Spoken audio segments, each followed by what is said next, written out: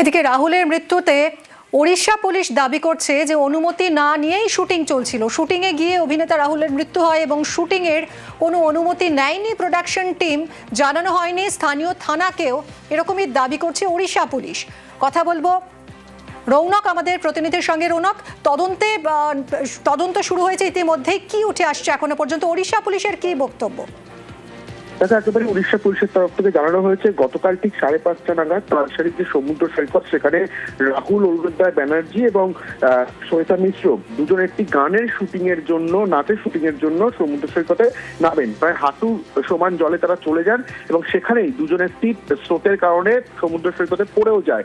তারপরেই পুলিশ উদ্ধার করে তাদের হাসপাতালে নিয়ে যায় এবং সেখানেই রাহুল বন্দ্যোপাধ্যায়কে মৃত বলে ঘোষণা করা হয়। এবং পুলিশ সূত্রে এটা তারা জানাচ্ছেন যে এই শুটিং এর জন্য স্থানীয় থানাকে কোন রকম ভাবে আগে থেকে তারা জানাননি এবং শুধু তাই নয়, যে পারমিশন নিতে হয় সমুদ্র সৈকতে শুটিং করতে গেলে, সেই রকম কোন রকম পারমিশন প্রযোজনা সংস্থার তরফ থেকে নেওয়া হয়নি এবং থানাকে অবগত করা।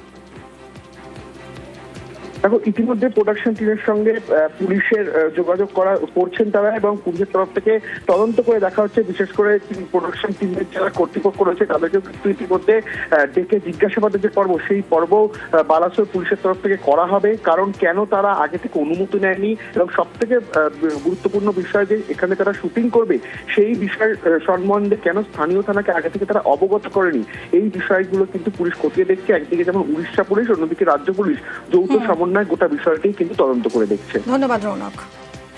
দুদিন ধরে শুটিং করছে, লোকাল কোনো পারমিশন নেয়নি, পুলিশ থেকেও কোনো পারমিশন নেয়নি, প্রশাসনিক দিয়ে কোনো সাহায্য তারা নেয়নি, তারা নিজেরা এসে শুটিং করছে। কেউ লোকাল লোকেরও সাপোর্ট নিচ্ছে না, পারমিশন একদম নেই, কোথাও পারমিশন নেই, না প্রশাসনিক পারমিশন, না আমাদের লোকাল সোসাইটি থেকে পারমিশন, কোনো পারমিশন নেয়নি তারা। রাহুলের মৃত্যু ঘিরে ধোঁয়াশা, তালসারীতে নামেই সমুদ্র, আদতে খাঁড়ি সমান জল। কিভাবে হঠাৎ এত বড় ঢেউ বুঝতে পারছেন না কেউই। জোয়ারের জেরেই বিপত্তি জানাচ্ছেন স্থানীয়রা। আচমকা বড় ঢেউয়ে বালির ধস বলছেন প্রত্যক্ষদর্শীরা।